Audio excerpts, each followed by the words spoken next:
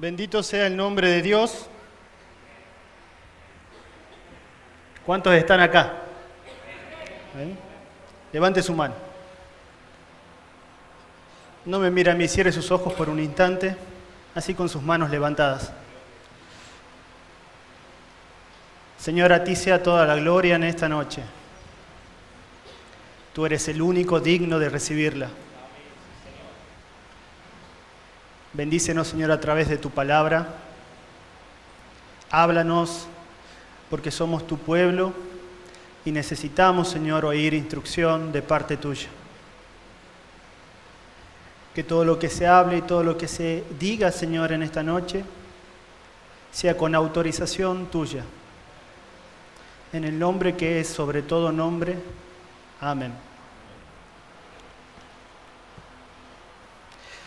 A lo largo de lo que es el mes de enero, para los que están viniendo, y lo que va del mes de febrero, se podría decir que hemos estado tratando todo lo que es el mes de enero acerca de conocer a Dios. Hemos arrancado hablando de quién es Dios, quién es el Dios que nosotros adoramos, y a medida que iban pasando los mensajes hemos estado aprendiendo acerca de los atributos de Dios. A partir del mes de febrero comenzamos a hablar de la relación de ese Dios que hemos venido estudiando con el ser humano. Y en esta noche vamos a tocar un tema muy importante, que es hablar sobre la gracia de Dios. Pero no vamos a hablar solamente acerca de la gracia, como quizás ya muchas veces lo hemos escuchado, sino vamos a hablar de Dios actuando en esa gracia. El mensaje de esta noche es acerca de la gracia soberana de Dios. Para comenzar quiero contarles una pequeña historia y de ahí vamos a comenzar a desarrollar la lectura de la palabra y explicar algunos puntos en esta noche. En cierta oportunidad, una persona, quizás similar a ustedes, estaba sentada en medio de la congregación en una reunión, pero si bien estaba con todo su espíritu dispuesto para escuchar de Dios, dentro suyo había una pregunta. Había algo que estaba dando vuelta en sus cabezas hace mucho tiempo y con el cual él estaba pidiendo a Dios que Dios se encargue de enseñarle, de aclararle, de instruirle.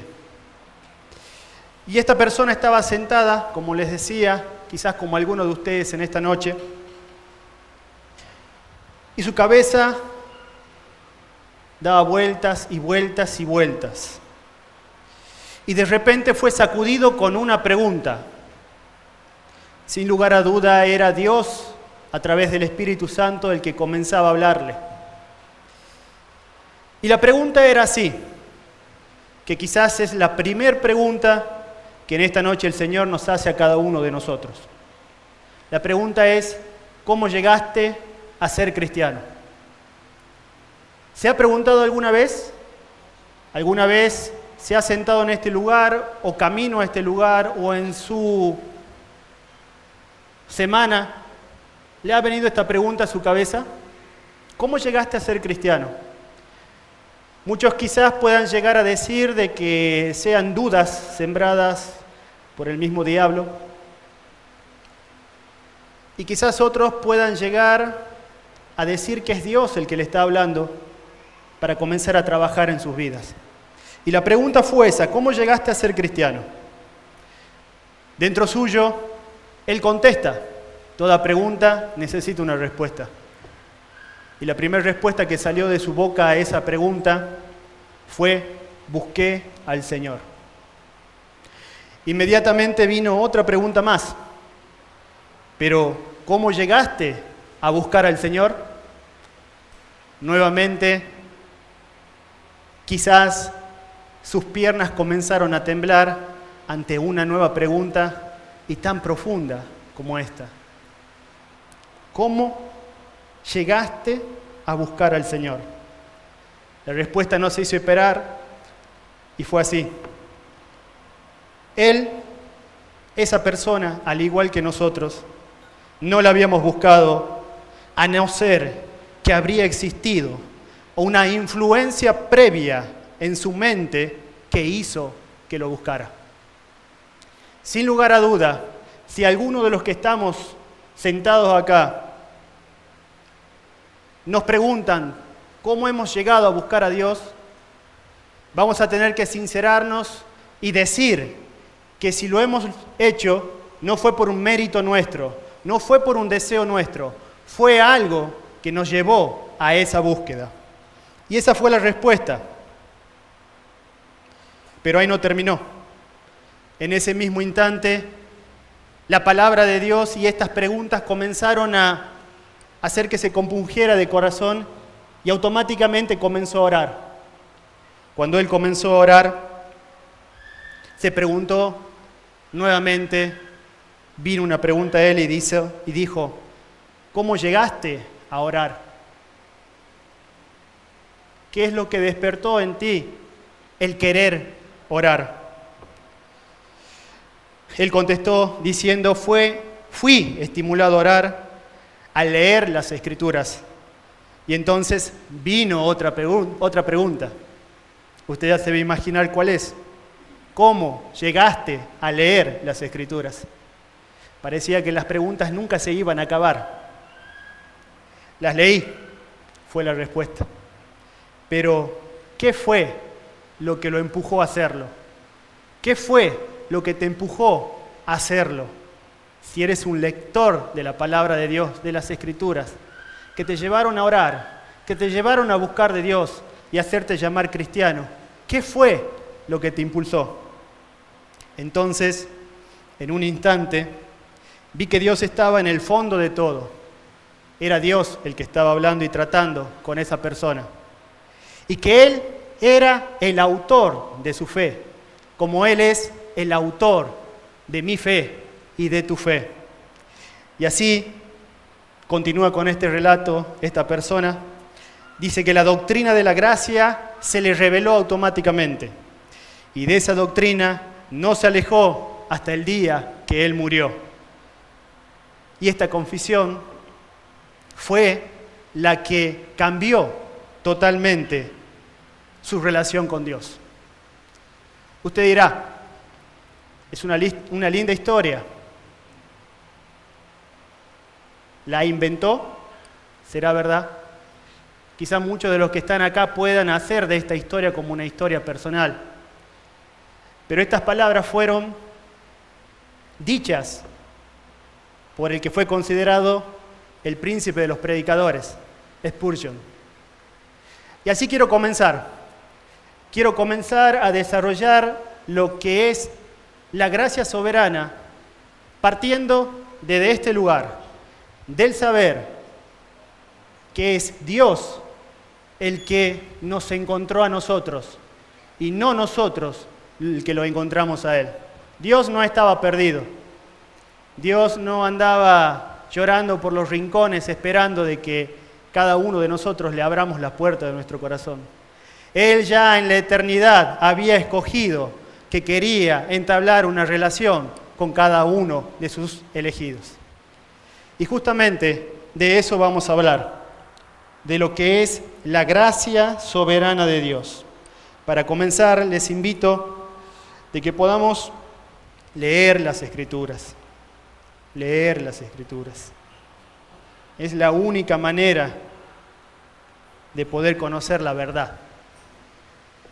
En tiempos donde se fabula tanto, debemos ser buenos lectores de las Escrituras, para que ninguna falsa doctrina nos lleve de un lugar a otro, sino que podamos estar cimentados en la verdad y caminar en Cristo.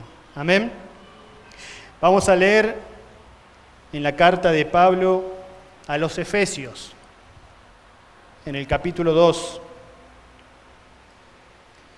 Vamos a leer primeramente desde el versículo 4 al versículo 9.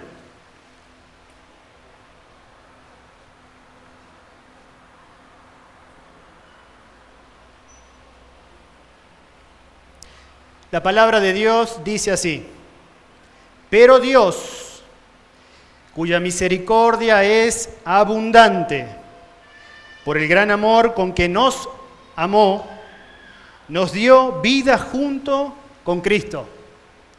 Él, a través de su misericordia, que es abundante, y por su amor, nos dio vida junto a Cristo. Aun cuando estábamos muertos en nuestros pecados, la gracia de Dios los ha salvado. Note usted cómo Pablo enfatiza esta parte. No se detiene solamente diciendo que nos dio vida junto con Cristo, sino que se encarga de dejar bien en claro de que aún cuando estábamos muertos en nuestros pecados, la gracia de Dios es la que nos salva. ¿Cuántos dan gloria a Dios por esta palabra? Y continúa diciendo, y también junto con Él, con Cristo, nos resucitó. Y no termina ahí, dice así: y asimismo nos sentó al lado de Cristo Jesús en los lugares celestiales. ¿Para qué? Para mostrar en los tiempos venideros las abundantes riquezas de su gracia y su bondad para con nosotros en Cristo. Ciertamente, la gracia de Dios, presta atención, ciertamente la gracia de Dios los ha salvado por medio de la fe. Esta no nació de ustedes, esto no nació en su corazón, sino que es un don de Dios. Ni es resultado de las obras, no es por obras. ¿Para qué? Para que nadie se vanaglorie. Amén. Sin lugar a dudas, este pasaje enfatiza específicamente la obra de Dios en el hombre. Es Dios mismo trabajando en el hombre. En una de las reuniones que hemos tenido en estos días, hemos hablado de la soberanía de Dios. ¿Recuerdan? Nuestro Dios es un Dios soberano. Dios tiene el control sobre todas las cosas. No hay nada que se le pueda escapar. No hay nada ni nadie que pueda hacer algo sin que Dios lo haya autorizado. Dios tiene el control de todas las cosas. Y lo que vamos a hablar en esta noche, uno de los puntos, es entender que Dios, soberano, tiene control en la salvación de sus escogidos. Es decir, así, en este pasaje, no deja de ser impresionante cómo Pablo, el apóstol, de manera magistral y en tan pocas palabras, en una frase tan sencilla, implica varias doctrinas importantes de la fe cristiana. Si usted después lo lee detenidamente, podrá ver cómo en estos versículos que hemos leído, Pablo está hablando, entre otras, sobre la soberanía de Dios, está hablando sobre la gracia de Dios, está hablando sobre la inhabilidad del hombre, está hablando del don de la fe, está hablando del lugar de las obras en la justificación y en la santificación, entre otras. Pero decíamos que Dios es un Dios soberano. Cuando decimos esto, queremos decir que Dios tiene poder absoluto sobre todo. Dios tiene el poder absoluto sobre todo. Y sé que esta palabra trae consuelo cuando estamos atravesando situaciones difíciles. Pero en esta noche no vamos a ir para ese lado. Vamos a ir en que Dios tiene el poder sobre la salvación del hombre. Él es el supremo, Él es el más grande. No hay nadie como Él. Él es el gran Rey. Él es el Rey de tu vida. Él es Dios. Él es Dios. Él hace su voluntad en el cielo y en la tierra. Nada se le escapa. Ni un trueno. Él hace su voluntad en el cielo. Nada se le escapa. El clima, Él tiene control. De las tragedias, Él tiene el control. Cuando nace una persona, Él tiene el control, Él lo permite. Cuando una bendición llega a tu vida, Él lo permite. Cuando te toca atravesar una situación difícil, Él lo permite. Dios tiene el control de todas las cosas. Cuando decimos que Dios es soberano, queremos decir que Él es el Dios todopoderoso. Como decía hace un rato, que posee todo poder en el cielo y en la tierra y que nadie puede resistir su voluntad. Justamente, y aquí comenzamos a entrar a desarrollar el mensaje, cuando hablamos de la gracia soberana, podemos decir, y si alguno está tomando nota, escriba lo siguiente: la gracia soberana es el poder de Dios, es el poder de Dios aplicado en la salvación del hombre. Es Dios mismo, todopoderoso, actuando en la salvación del hombre, de aquel que Él ha escogido. Pero para poder seguir hablando tenemos que definir qué es lo que es gracia. Seguramente muchas veces hemos escuchado decir que gracia es un regalo inmerecido que proviene de Dios. Y es una muy buena definición.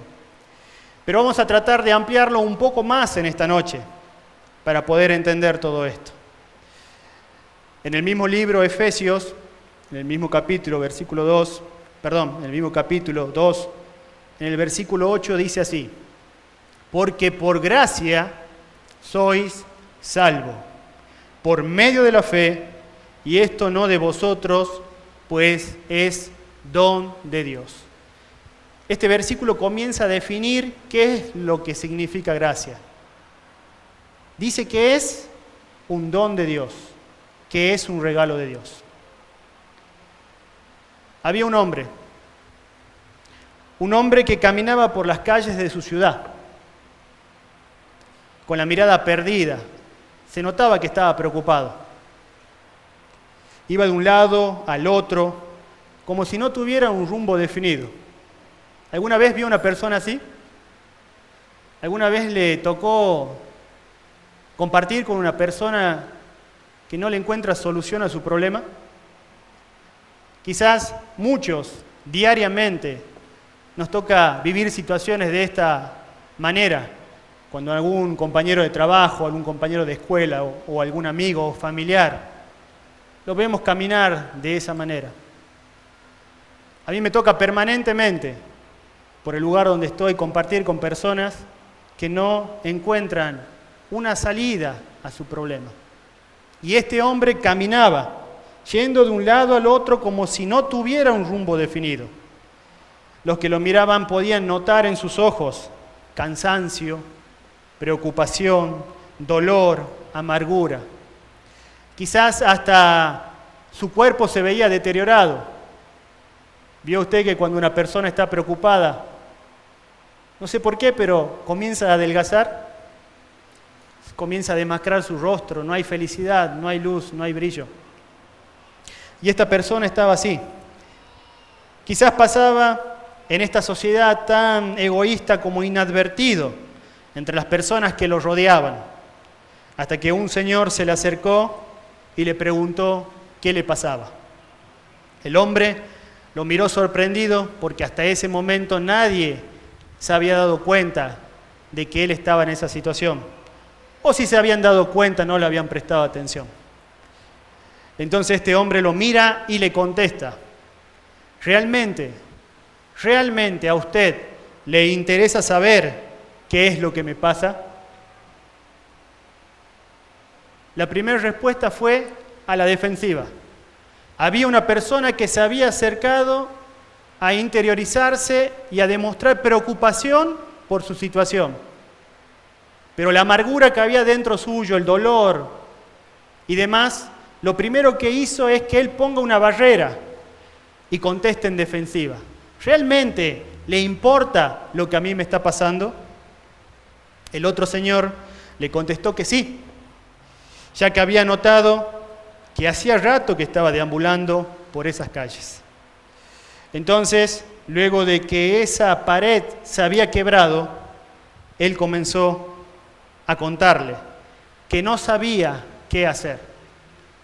¿Cuántas veces en tu vida te has encontrado en una situación en que no sabes qué hacer? Mucha gente, cuando le toca vivir una situación que no sabe qué hacer, se preocupa, se deprime.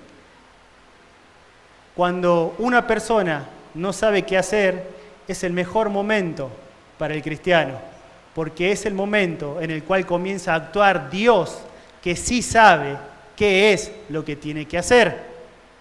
El Dios soberano, que tiene control sobre todas las cosas.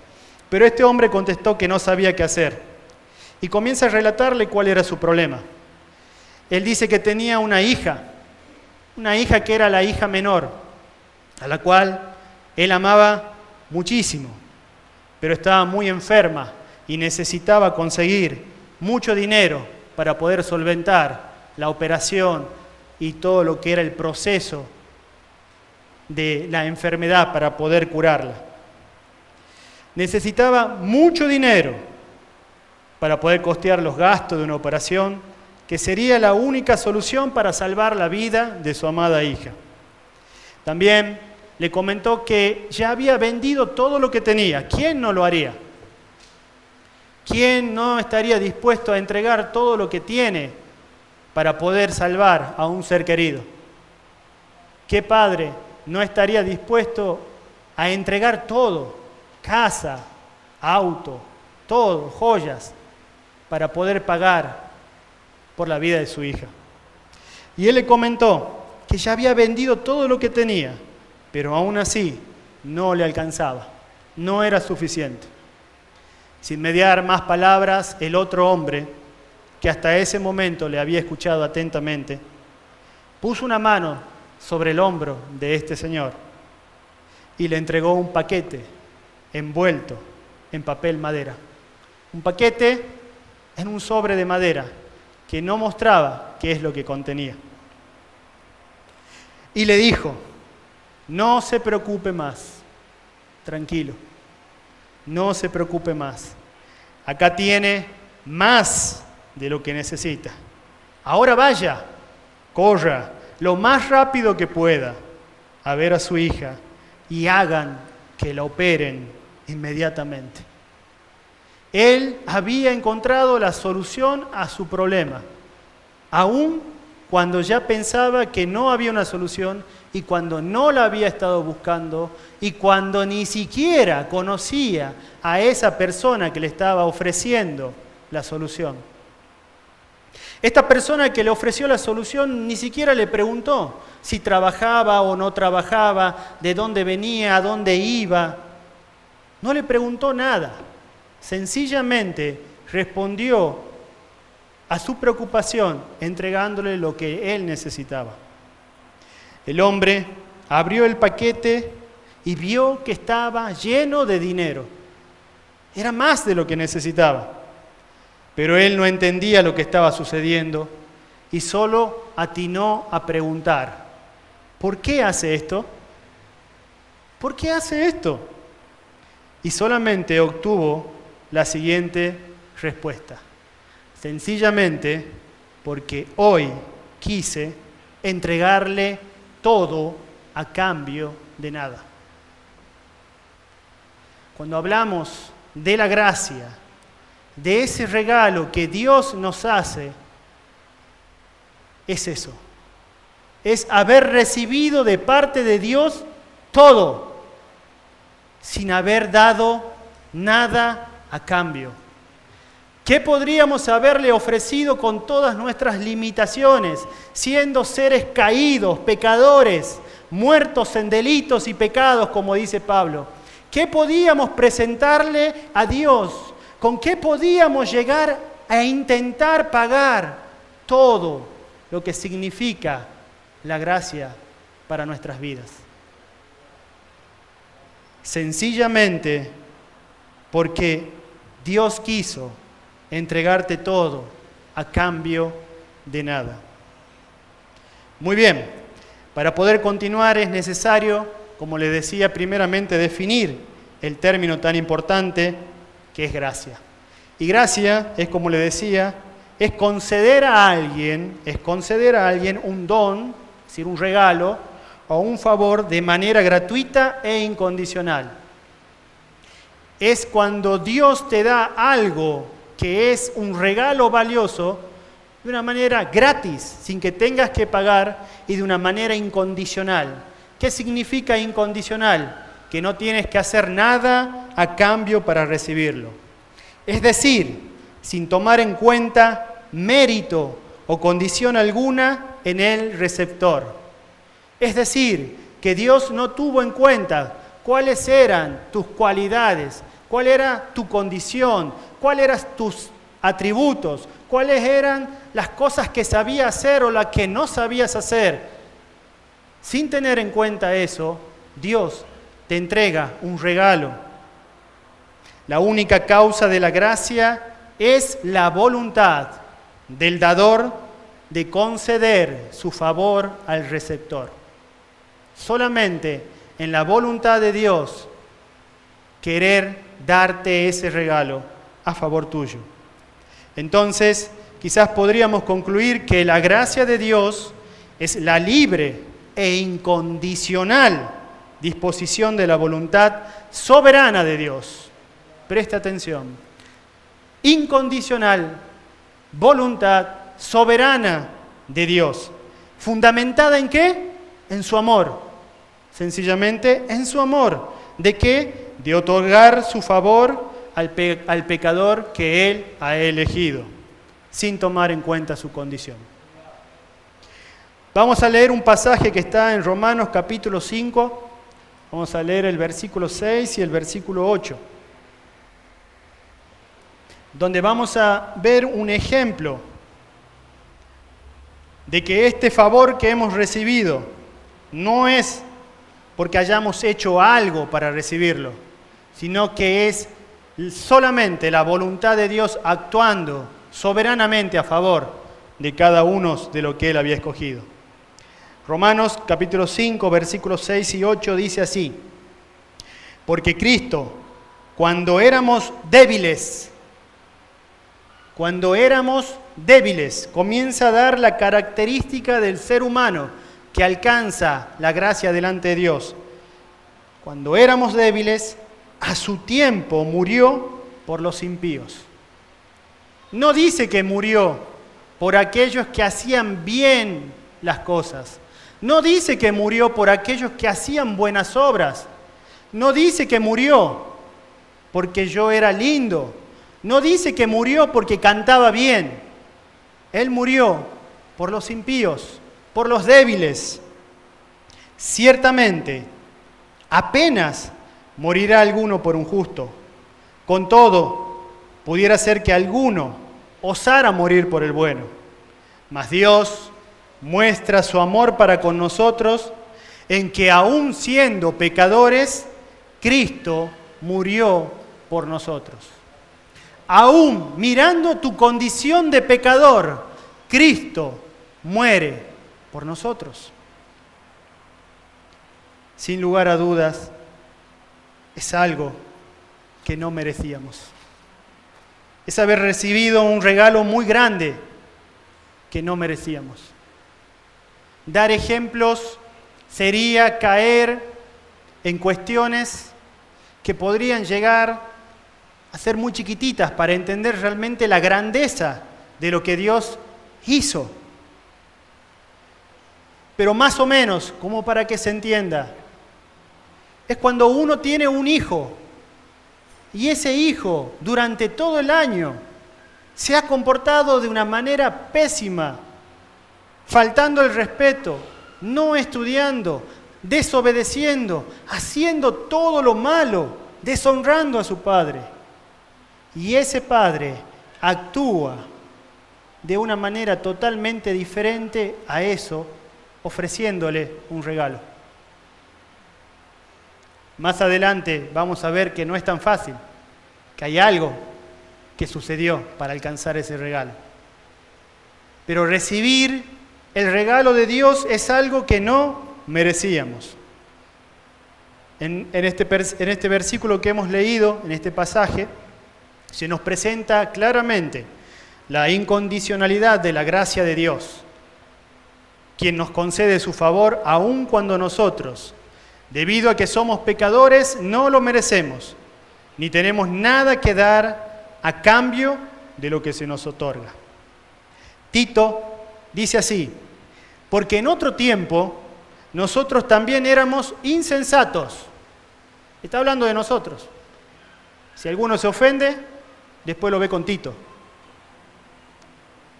Porque en otro tiempo nosotros también éramos insensatos, éramos rebeldes, estábamos extraviados, estábamos perdidos, éramos esclavos de los malos deseos y de diversos deleites. Vivíamos en malicia y vivíamos en envidia. Nos aborrecían y nos aborrecíamos unos a otros.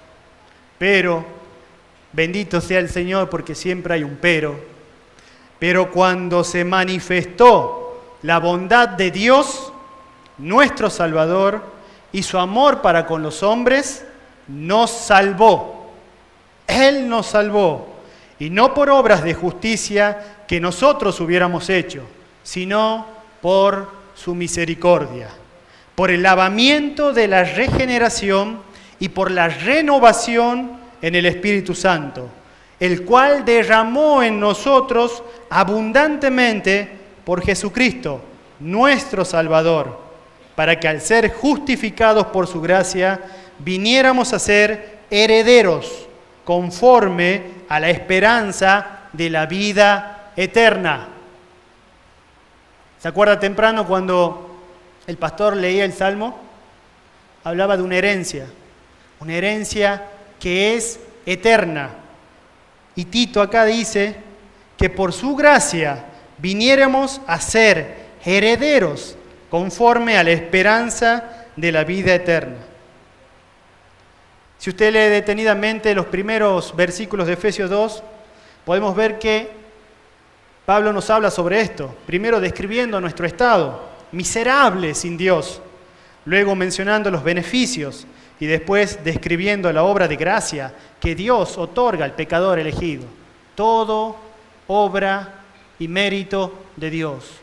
Dios aplicando su soberanía en la gracia.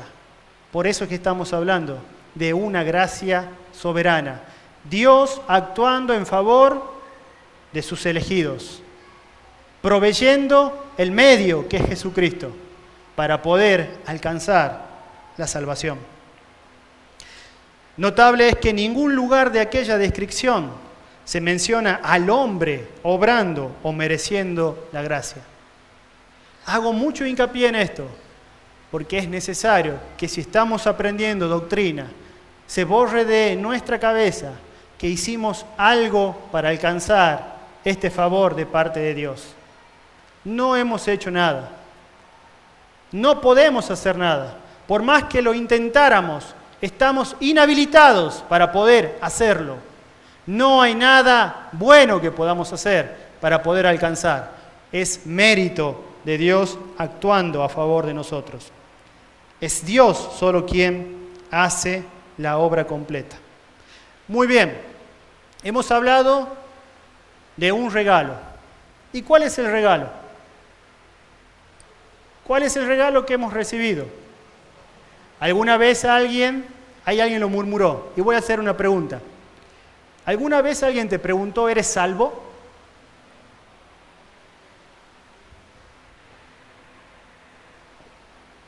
Muchas veces lo usamos mal, ¿no?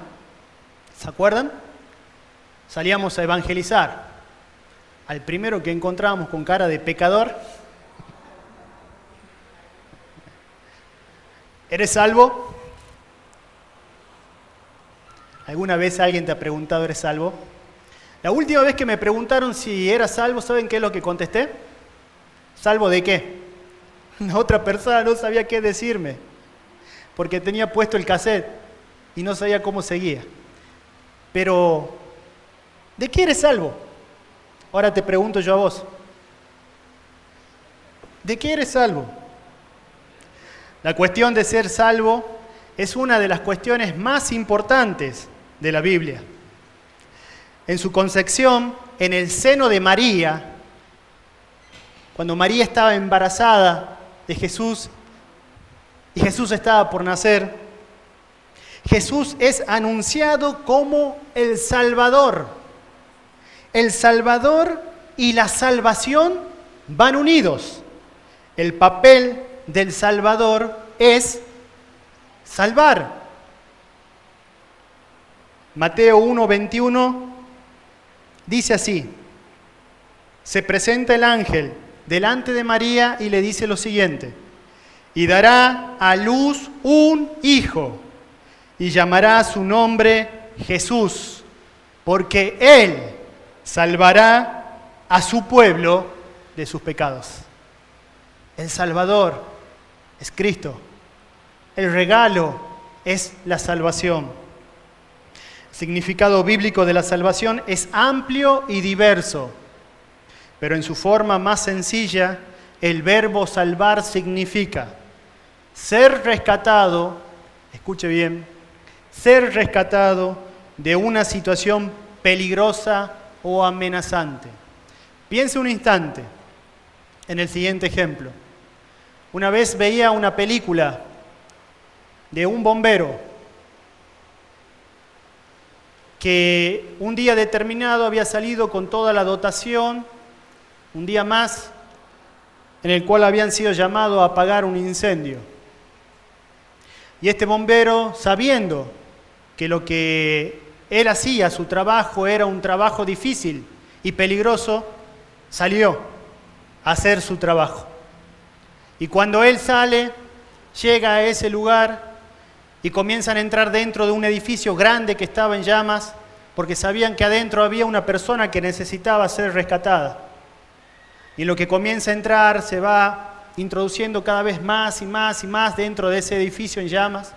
Y en un momento determinado, las paredes por el fuego ceden, todo el concreto cae y él queda atrapado en ese lugar. ¿Qué es? ¿Qué piensan ustedes? ¿Qué es lo que él necesitaba en ese momento? Alguien que lo rescate. Alguien que lo salve. Y hablar de la salvación es esto: ser rescatado de una situación peligrosa o amenazante. Algo que te generaba peligro, que te causaba amenaza. Es decir, que salvación significa haber sido rescatado de alguna calamidad, de algo terrible que te iba a suceder, de algo espantoso que te iba a pasar. Dios actúa a través de su gracia, regalándote la salvación para que no pases por esa situación. Sin embargo, la Biblia utiliza la palabra salvación en un sentido específico para referirse a nuestra redención final del pecado y nuestra reconciliación con Dios. ¿Cuántos están reconciliados con Dios? Te invito en esta noche a que puedas reflexionar y que puedas salir de una posición de rebeldía y que puedas ser sensible a la voz del Espíritu Santo, porque los tiempos son peligrosos. Como decía el pastor Raúl, tiempos difíciles se vienen por delante. Ya no es tiempo para seguir con niñerías, sino es tiempo para ponerse en una situación de reconciliación con Dios. Y la salvación es eso, es redimirnos, Cristo redimiendo, Cristo pagando el precio que teníamos que pagar cada uno de nosotros por nuestro pecado. Quitando eso y pudiendo ser reconciliado con Dios a través de Jesús. En este sentido, la salvación es la salvación de la mayor calamidad que el hombre puede experimentar, que es el juicio de Dios.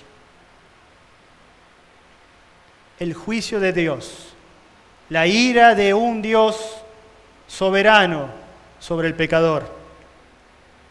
Es muy importante resaltar que la salvación suprema ha sido lograda por Cristo, quien es el que nos libra de la ira venidera. Eso está en 1 de Tesalonicenses 1:10. Además, es interesante notar que la Biblia utiliza la palabra salvación en muchos tiempos verbales. El verbo salvar aparece prácticamente en todos los tiempos verbales dentro de las Escrituras. Primeramente, en un sentido, fuimos salvados desde la fundación del mundo. También fuimos salvados por la obra de Dios en la historia. Estamos salvados, tiempo presente, por estar en un estado de justificación. Y estamos siendo salvados al ser santificados cuando Dios trabaja en nosotros, haciéndonos, perfeccionándonos para ser santos. Y seremos salvados cuando experimentemos la consumación de nuestra redención en el cielo. La Biblia nos habla de la salvación en términos del pasado, del presente y de tu futuro. Esto echa por tierra de que si Dios en su soberanía te escogió, te dio el regalo de la salvación, puedas llegar a perderlo en algún momento. Es importante señalar otro aspecto central del concepto bíblico de la salvación. La salvación es del Señor, no proviene de ninguna otra persona, es del Señor. La salvación no es un emprendimiento humano. Ningún ser humano puede hacer algo para alcanzarla. Los seres humanos no se pueden salvar a sí mismos. Ni el millonario más grande de este planeta puede pagar con todos los dólares que tenga la salvación, porque es un don de Dios. La salvación no es un emprendimiento humano, decía. Los seres humanos no se pueden salvar a sí mismos. La salvación es una obra divina. Jonás, capítulo 2, versículo 9, dice así: la salvación es de Jehová. La salvación es de Jehová. ¿Puedes decirle a la persona que está a la par tuya que la salvación es de Jehová?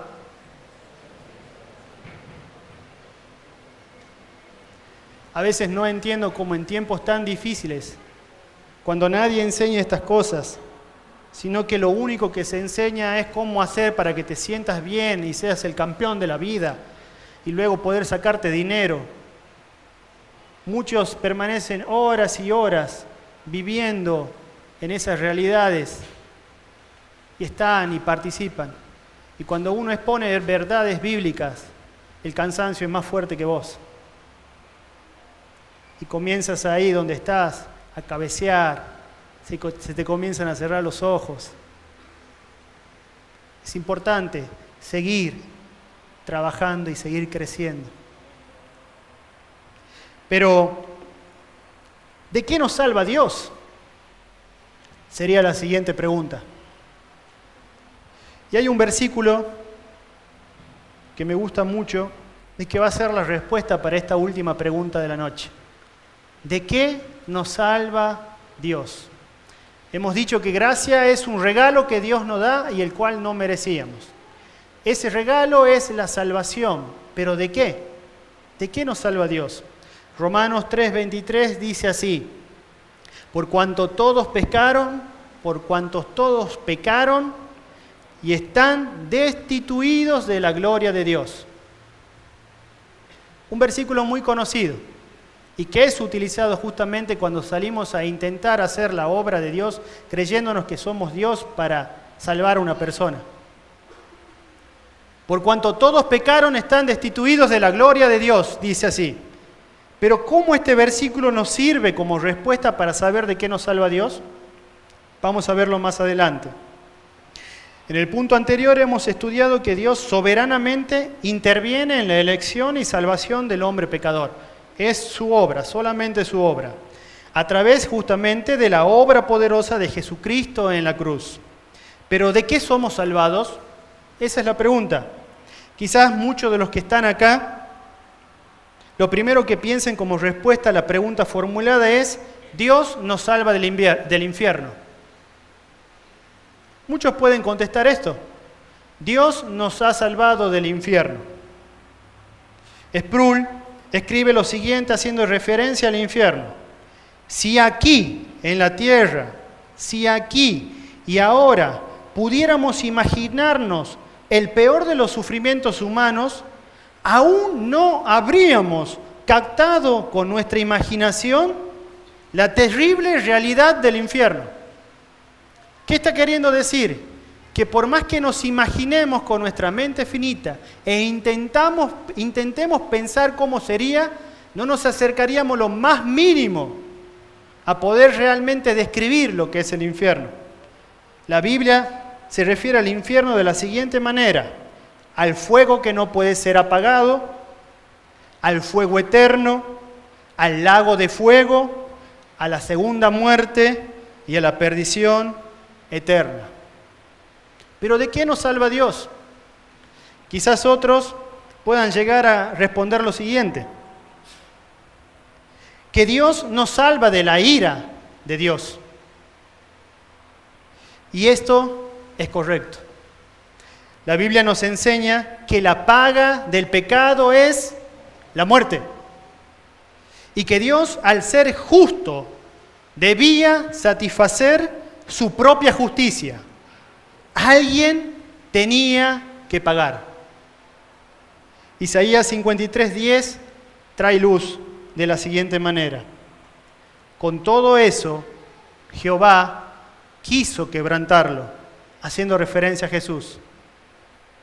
Con todo eso, Jehová quiso quebrantarlo, sujetándole a padecimiento. En estos días se escuchaba cómo el pastor Paul Washer enseñaba justamente y intentaba derribar mitos que tenemos en nuestra costumbre de haber aprendido el Evangelio de una manera latina, donde decía que muchas veces nosotros veíamos la muerte de Cristo desde el punto de vista que lo vio la Iglesia romana, en la cual solamente vemos a un Cristo parecido al de la película, en la cual Él padece golpes, Él padece calumnias, Él padece el desprecio de los seres humanos. Pero muy pocas veces podemos ver a Dios, a Cristo realmente, como Él obró en la cruz, como Dios quiso que Él obre en la cruz. Si bien es cierto que sufrió todo ese padecimiento, pero no es eso lo que nos tiene que llevar a dar gracias a Dios por la obra de la cruz. No es un sentimiento de lástima por saber que Cristo padeció todo ese sufrimiento por nosotros el que nos tiene que llevar a valorar la obra de la cruz.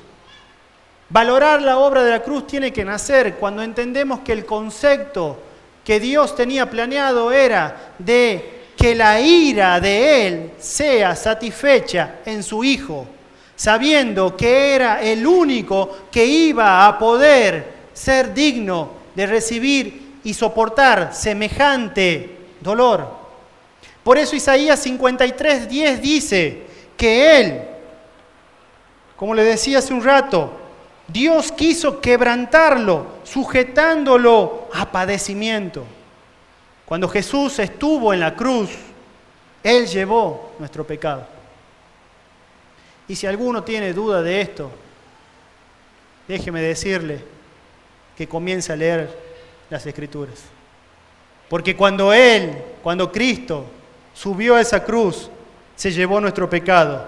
Y toda la ira de Dios, todo el castigo de Dios, todo el aborrecimiento de Dios contra la maldad del hombre cayó sobre su Hijo. Era nuestro lugar, era tu lugar. y la justicia de Dios tenía que ser satisfecha y cayó sobre Jesús. ¿Cuántos dan gloria a Dios? Creo que Paul Washer tenía razón. Tenemos tan latinizada esta imagen que no logramos entenderlo ni comprenderlo. Entiendo que nuestra mente es finita y que nos cuesta entender muchas veces lo infinito de Dios. Pero sin lugar a dudas, saber que Cristo tomó nuestro lugar, que ese fue el regalo que Dios nos ha dado, debería generar en cada uno de nosotros un agradecimiento eterno por lo que Él hizo por cada uno de nosotros. Nuestro pecado fue imputado a Cristo. Somos salvos por lo que Dios hizo con su Hijo. Él lo quebrantó. Toda la ira sobre el Hijo de Dios. Pero bien, yo le hacía la pregunta, ¿de qué nos salva Dios? Y todo lo que hemos hablado en esta última parte es válido. Pero yo le decía que Romanos 3:23 es la respuesta. Por cuantos todos pecaron y están destituidos de la gloria de Dios. El apóstol Pablo pone en manifiesto la convicción más grande que un cristiano reconoce como la principal pérdida que padece una persona que no entra en el plan de salvación de Dios, y que es justamente haber quedado destituido de la gloria de Dios. Piense por un instante, toda una eternidad sin Dios. Cuando uno comienza a transitar el camino de Dios, cuando el Señor hace manifiesto su llamado y activa la fe que proviene de Él, y nosotros respondemos a ese llamado y comenzamos a vivir una nueva vida y comenzamos a cambiar y comenzamos a ser regenerados y transformados por los méritos de Dios. Entender cada día que vamos conociendo a Dios como Él es, sus atributos, su amor por sobre todas las cosas. Pensar, vivir en una eternidad alejado de Dios es la peor condenación que pueda haber para una persona. Por eso le decía, la respuesta es vivir destituido de la gloria de Dios. Dios nos salva de eso. Nuestro corazón tiene que estar agradecido por la obra de Dios, por esta gracia soberana, por este regalo que no merecíamos, que es habernos salvado de una condenación eterna, de una separación eterna del autor de la vida, de una separación eterna de tu Dios. Pablo está poniendo de manifiesto una gran fatalidad: pasar toda una eternidad sin Dios. Quedar fuera de la gloria de Dios significa justamente pasar el resto de los tiempos sin Dios. Hermano querido, para terminar y concluir, a medida que vamos aprendiendo cada vez más, entiendo que esta es la manera de predicar y evangelizar, pudiendo confrontar a las personas con su pecado y no acariciándole la espalda, pudiendo decir las cosas que están escritas en la palabra tal cual son. Hoy el Evangelio está totalmente desvirtuado y muchos van en pos de ese Evangelio. Pero confío plenamente en Dios, que Él en su tiempo comenzará a activar y a abrir los ojos de cada uno de sus escogidos, para que aquellos que están caminando en la oscuridad, pero que han sido escogidos por Dios en su eternidad, puedan comenzar a transitar nuevamente la verdad del Evangelio y que juntos podamos comenzar a ser nuevamente luz para las naciones y sal para esta tierra. Sé que no se viene un gran avivamiento, eso no está escrito en ningún lado, pero sí sé que la iglesia de Cristo se va a levantar porque tiene que estar preparada con un vestido nuevo, limpia, pura, santa, para presentarse ante su marido que ya viene pronto y que Él es Cristo que viene pronto por su iglesia. Y esa iglesia no va a ser una iglesia derrotada. Esa iglesia no va a ser una iglesia que esté llena de personas confundidas. Dios se va a encargar en este tiempo que viene, a su medida, de comenzar a traer claridad y luz a aquellos que están en oscuridad.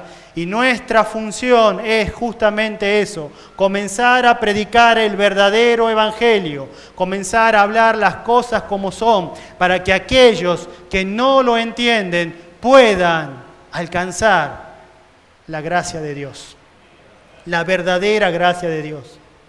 ¿Cuántos caminan creyendo que son salvos y no lo son? ¿Cuántos están engañados? Hermano querido, hermano amado, es tiempo de activarse, es tiempo de comenzar a caminar en la verdad de Dios, es tiempo de comenzar a abrir nuestra boca y poder hablar sin miedo, poder hablar con valentía lo que Dios nos manda que expongamos. Porque mayor es el que está con nosotros que el que está en contra de nosotros. Te invito a que puedas cerrar tus ojos y puedas meditar cuál es el lugar que te toca en esta noche la palabra. Quizás seas una persona que estabas viniendo hace poco y que nunca habías escuchado esto. Dios está confrontando tu espíritu. Quizás sea una persona de que te habías adormecido y que habías entrado en un letargo. Dios nos habla para que retomemos el lugar que Él ha preparado para nosotros. Quizás seas una persona que no tenías convicción de quién eras delante de Dios. La convicción viene de parte del Espíritu Santo y Él es el que se encarga justamente de traer convicción a tu vida. Te invito a que en este tiempo que estamos comenzando del año puedas aferrarte fuertemente a la lectura de la palabra, a la búsqueda de Dios. Que no te conformes con ser una persona mediocre. Dios te ha llamado para que seas uno de sus escogidos y que puedas ser luz entre las naciones. Te invito a que puedas comenzar a transitar este año aferrado a la palabra de Dios. Te invito de que puedas transitar este año en una búsqueda permanente con un corazón agradecido, más allá de cualquier circunstancia que te toque vivir. Jesús dijo que en el mundo vamos a tener aflicción. Si alguien te ha dicho de que ibas a parar de sufrir, te han mentido. Sí, la garantía es que tenemos una esperanza eterna, que es pasar toda una eternidad con nuestro Dios. Aférrate a esa esperanza. Aférrate a esa esperanza. Aférrate a esa esperanza. Y camina en santidad, en integridad, con un corazón dispuesto a escuchar la voz de Dios. Que toda rebeldía sea quitada de tu corazón. No te niegues a Dios. ¿Acaso habrá alguien que pueda negarse a la voluntad de Dios? ¿Acaso habrá alguien que pueda enfrentar la voluntad de Dios? Si Dios ha estado hablándote de manera específica en este tiempo. No te resistas. No preguntes los para qué, ni los por qué, ni los cómo. Dios se encargará. Él proveerá. Pero Señor, no tenemos cordero para ofrecerte. Tranquilo, Abraham. Dios proveerá. Él es el que provee el medio. Él es el que te da la herramienta. Él es el que pudo hacer que un tartamudo pueda presentarse delante de un rey y hablar como voz de Dios para lograr que el pueblo de Israel sea libre del cautiverio. Él es nuestro Dios. Él es el Todopoderoso. Él es el soberano, el que tiene el control sobre todas las cosas.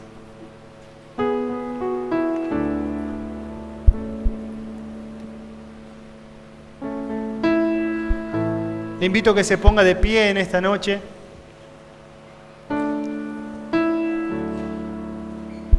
Gracias a Dios, Él ha sido fiel con nosotros. Hemos tenido un momento de coinonía muy hermoso. Haber podido compartir la mesa del Señor. Dar gracias a Dios por poder haber visto a nuestro pastor bien. Poder haber escuchado la palabra de Dios, poder ver cómo algunos que estaban de vacaciones han vuelto. Dios es bueno.